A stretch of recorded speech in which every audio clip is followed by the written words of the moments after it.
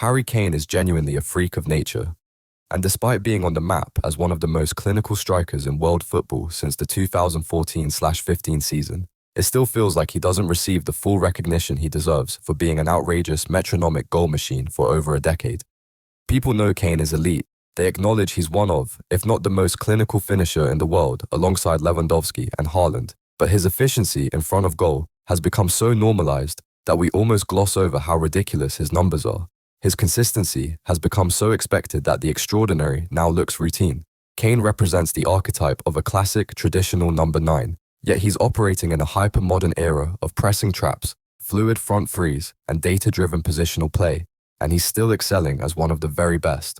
Just the other day, he came off the bench in the 60th minute against Stuttgart and casually scored a hat-trick to fire Bayern to a 5-0 win. I don't even follow the Bundesliga closely, so I checked the stats, and honestly, they look like something out of FIFA career mode. Unrealistic numbers that don't make sense unless you actually watch what Kane does every week. That hat-trick was the 10th of his Bundesliga career, and he's done it in just 76 games. He shattered Gerd Müller's previous record of needing 161 games to reach 10 hat-tricks. That alone is absurd. On top of that, he broke Bayern's all-time record for most goals in a player's first 100 games, hitting 91 earlier this year.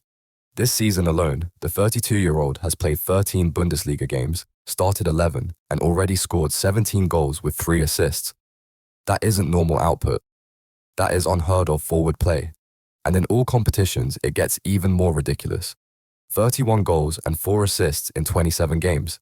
He's scoring everywhere. Bundesliga, Champions League, the Club World Cup, DFB Pokal, German Super Cup. He isn't feasting on one competition. He's dominating across the board.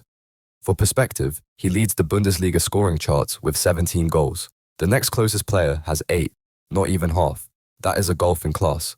Last season, he put up 38 goals and 11 assists in 46 games. The season before, 44 goals and 12 assists in 45 games. Combine his 2 and a bit seasons at Bayern and you get 118 games, 113 goals and 27 assists, 140 goal contributions in 118 matches. And when you frame it like that, it almost doesn't sound real. Yes, the Bundesliga is objectively easier to score in compared to the Premier League. High defensive lines, more open games, pressing chaos, entertainment-first football, all of that naturally inflates goal-scoring numbers. But that argument falls apart with Kane because he literally put up elite, world-class numbers in the Premier League for 8 straight years. At Spurs, from 2013/14 to 2022/23, he played 428 games, scored 279 goals, and delivered 60 assists. That's 339 goal contributions in 428 games in the so-called hardest league in the world. And he did it for a club that, although competitive, was never one of the elite super teams. In the all-time Premier League scoring charts, he sits second with 213 goals in 320 games. The only player ahead is Alan Shearer, who scored 260 but needed 441 games to do it. If Kane stayed, he almost certainly would have broken the record. On top of that, he won 3 Premier League Golden Boots, level with Shearer, behind only Salah and Henry on 4, and he even won the Playmaker Award in 2021. A striker finishing a season as the league's top creator tells you everything about how complete and intelligent his game is. So to round it off, Harry Kane isn't just world-class, he is inevitable. His goals come so frequently and so effortlessly that people have stopped realizing how absurd the numbers actually are. Even at 32, he looks nowhere near slowing down, and his output continues to look like something out of a simulation.